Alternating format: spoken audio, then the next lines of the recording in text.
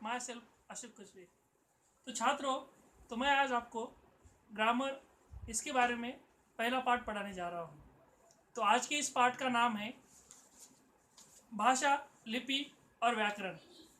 तो भाषा, लिपि और व्याकरण, यह जो पाठ है यह व्याकरण में सबसे महत्वपूर्ण पाठ माना जाता है, क्योंकि भाषा, लिपि और व्याकरण के बारे में जानकारी लेते समय सबसे पहले मैं आपको भाषा के बारे में जानकारी बताऊंगा। तो भाषा, यह जो शब्द है, भाषा शब्द की निर्मित संस्कृत भाषा के भाष इस शब्द धातु से हुई है। तो भाषा की परिभाषा यह है, जिस प्रकार हम एक दूसरे से व्यक्ति से बातचीत करते हैं या फिर विचारों का आदान प्रदान करते हैं, तो उसे भाषा कहते हैं। इस भाषा के माध्यम से हम अपने विचार दूसरे व्यक्ति के सामने रखते हैं और सामने वाले व्यक्ति के विचार हम ग्रहण करते हैं। तो यह हम किसके माध्यम से करते हैं? भाषा के माध्यम से। तो भाषा की परिभाषा, जो हम विचारों का आदान प्रदान करते हैं उसे भाषा कहते हैं। तो इसी भाषा के दो रूप है, वह दो रूप है मौखिक और लिखित। तो भाषा के ये दो रूप है, मौखिक और लिखित। मौखिक में क्या है? जो हम बोलकर प्रकट करते हैं, जिस प्रकार हम किसी दूसरे से व्यक्ति से बातचीत करना, किसी व्यक्ति को पुकारना, टेलीफोन पर बात करना, यह जो हम इसके माध्यम से करते हैं यह हम मौखिक के माध्यम से करते हैं। तो बोलकर जो विचार हम प्रकट करते हैं उसे मौखिक कहते हैं। तो इसी भाषा का दूसरा रूप है, वह दूसरा रूप है लिखित। लिखित यानी जो हम विचार लिखकर प्रकट करते हैं। जिस प्रकार अध्यापक छात्रों को कुछ लिखने के लिए कहते हैं और छात्र जो लिखते हैं उसे लिखित कहते हैं। जैसे रमेश कहानी लिख रहा है, तो कहानी जो लिख रहा है वो कौन सा है? लिखित है। आप जब हम कोई पाठ पढ़ते हैं तो जो पाठ होता है वो पाठ लिखित होता है, उसको देखकर हम पढ़ते हैं। तो जो विचार हम लिखे वाले रहते हैं लेकिन उसको हम पढ़कर समझते हैं, उसको हम लिखित कहते हैं। तो इस प्रकार हो गए भाषा के दो प्रकार। लिपि, यह भाषा का इस पाठ का दूसरा मुख्य भाग है।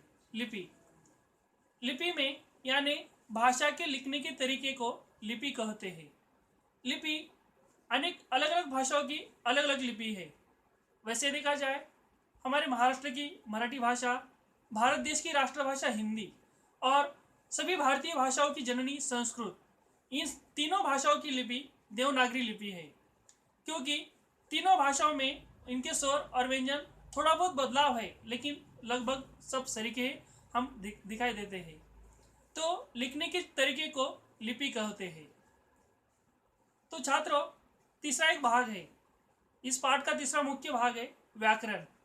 व्याकरण, ये तीन प्रकार से व्याकरण के तीन शब्द रूप होते हैं, जैसे वर्ण, शब्द और वाक्य।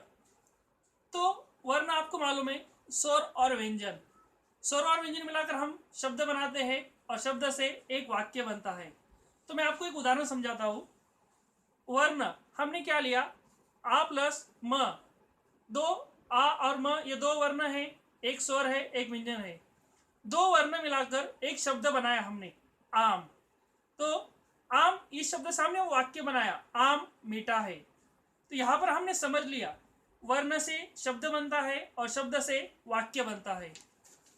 तो दोस्तों, इस प्रकार आपको जो हमने अभी समझाया, जिसको मैंने आपको व्याकरण बताया था, तो व्याकरण के मुख्य तीन भाग है, वर्ण, शब्द और वाक्य। तो यह सब कुछ जानकारी प्राप्त करने के बाद आपको समझ में आया ही होगा कि व्याकरण का पहला पार्ट मैंने आपको जो समझाया है, भाषा, लिपि और व्याकरण। दोबारा मैं आपको थोड़ी बहुत जानकारी देता हूँ इसके माध्यम से। पहली बात मैं आपको बताना चाहता हूँ, भाषा विचारों का आदान प्रदान करते हैं। भाषा के दो भाग है, मौखिक और लिखित। जो विचार हम बोलकर प्रकट करते हैं उसे मौखिक कहते हैं और जो विचार हम लिखकर प्रकट करते हैं उसे लिखित कहते हैं। दूसरा देखा हमने लिपि। लिपि यानी भाषा के लिखने के तरीके को लिपि कहते हैं। जिस प्रकार मराठी, संस्कृत और हिंदी, इन भाषाओं की लिपि देवनागरी लिपि है। अंग्रेजी भाषा की लिपि रोमन है, पंजाबी भाषा की लिपि गुरुमुखी है। तो अलग अलग भाषाओं की अलग अलग लिपि होती है। और पाठ का अंतिम भाग हमने जो देखा वह था व्याकरण। व्याकरण में हमने समझ लिया कि वर्ण, शब्द और वाक्य, वर्ण से शब्द कैसे बनता है और शब्द से वाक्य कैसे बनता है, यह हमने अभी समझ लिया। तो छात्रों, मैंने आज आपको पहला पाठ भाषा, लिपि और व्याकरण यह मैंने आपको समझाया है। तो दोस्तों, आज हमने समझ लिया भाषा, लिपि और व्याकरण, यह पाठ मैंने आपको समझाया है। धन्यवाद।